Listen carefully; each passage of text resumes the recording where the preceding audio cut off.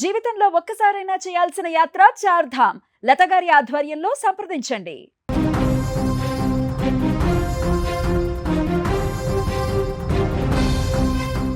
అర్ధరాత్రి గాఢ నిద్ర, గమ్యస్థానానికి చేరుకుంటామన్న ఆశ. కానీ ఆ డ్రైవర్ రెప్పపాటు నిద్ర ఆ ప్రయాణికుల జీవితాలను చిందరవందర చేసింది.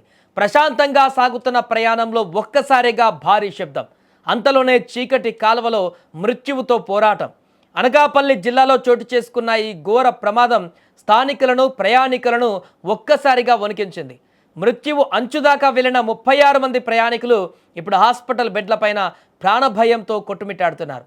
అనకాపల్లి జిల్లా నక్కపల్లి జాతీయ రహదారి శనివారం తెల్లవారుజామున రక్తసిక్తమైంది.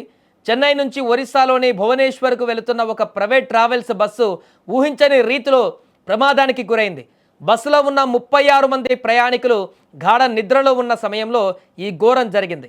నక్కపల్లి సమీపంలోకి రాగానే బస్సు అదుపు తప్పి రోడ్డు పక్కన ఉన్న కాలువలోకి దూసుకు వెళ్ళింది.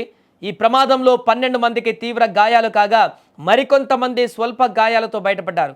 ప్రమాదం జరిగిన వెంటనే స్థానిక ప్రజలు స్పందించారు. కేకలు వినిపించిన వెంటనే ఘటనా స్థలానికి చేరుకున్న స్థానికులు బస్సు అద్దాలు పగలగొట్టి లోపల ఉన్న ప్రయాణికులను బయటకు తీశారు.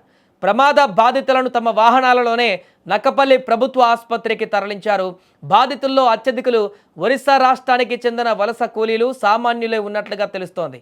తమ సొంత ఊరికి చేరుకుంటామన్న ఆనందంలో ఉన్న వారిని ఈ ప్రమాదం తీవ్ర దిగ్భ్రాంతికి గురిచేసింది. ప్రాథమిక సమాచారం ప్రకారం డ్రైవర్ నిద్రమత్తులో ఉండడమే ఈ ప్రమాదానికి ప్రధాన కారణమని తెలుస్తోంది. సుదీర్ఘ ప్రయాణం కావడంతో తెల్లవారుజాము సమయంలో డ్రైవర్ అదుపు కోల్పోవడంతో బస్సు నేరుగా కాలువలోకి దూసుకు వెళ్ళింది. సమాచారం అందుకున్న నక్కపల్లి పోలీసులు వెంటనే అక్కడికి చేరుకొని సహాయక చర్యలు చేపట్టారు. జాతీయ రహదారిపైన బస్సు అడ్డంగా పడిపోవడంతో కిలోమీటర్ల మేర ట్రాఫిక్ నిలిచిపోయింది. ఇక పోలీసులు క్రేన్ సహాయంతో బస్సును పక్కకు తొలగించి వాహనాల రాకపోకలను పునరుద్ధరించారు. ప్రస్తుతం పోలీసులు కేసు నమోదు చేసి అతివేగమా లేక ఇతర సాంకేతిక లోపాల కారణంగా ఈ ప్రమాదం ఏమైనా జరిగిందా అనేటువంటి కోణంలో కూడా దర్యాప్తు చేస్తున్నారు.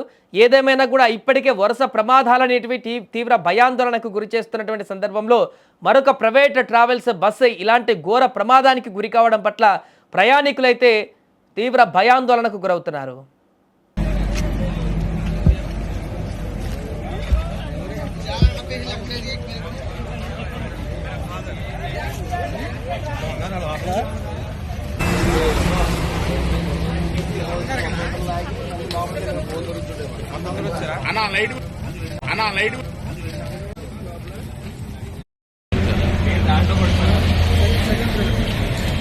అన్నట్టు వస్తే బాగుంటుంది మరి ఇదే తొక్క